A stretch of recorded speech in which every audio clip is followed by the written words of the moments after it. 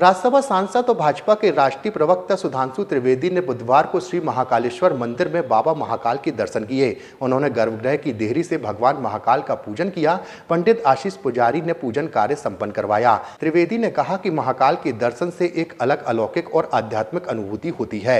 उन्होंने उज्जैन की वैज्ञानिक महत्वता पर प्रकाश डाला। उन्होंने बताया कि उज्जैन भारत की काल गणना का प्रमुख केंद्र रहा है। यहाँ की काल गणना इतनी सटीक थी कि नासा भी अपने सॉफ्टवेयर में इसका उपयोग करता है। सूर्य और चंद्र ग्रहण की गणना में मिनट और घंटों का भी अंतर नहीं आता है। साथ ही उन्होंने कहा कि यह भारत की न केवल आध्यात्मिक और सांस्कृतिक धरोहर है, बल्कि एक महत्वपूर्ण वैज्ञानिक विरासत भी है।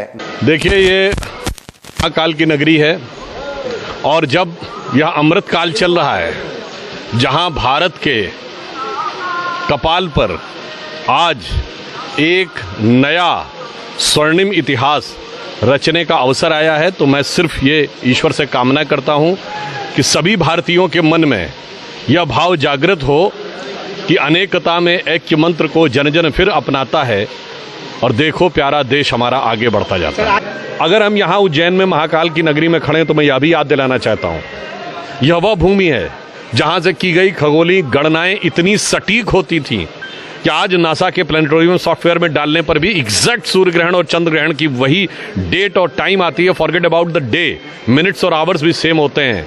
मगर अफसोस की बात यह है कि हमें उन लोगों के द्वारा ये समझा दिया गया कि हम वैज्ञानिक थे, जहां आज भी लिखा हुआ है कि धरती स्थिर है या धरती चपटी है या सूर्य धरती के चारों ओर घूमता है। इसलिए कहा गया है कि अमृत काल में उस विष से मुक्त होइए और तब देखिए कि काल का नया दिव्य स्वरूप आपकी प्रतीक्षा कर रहा है।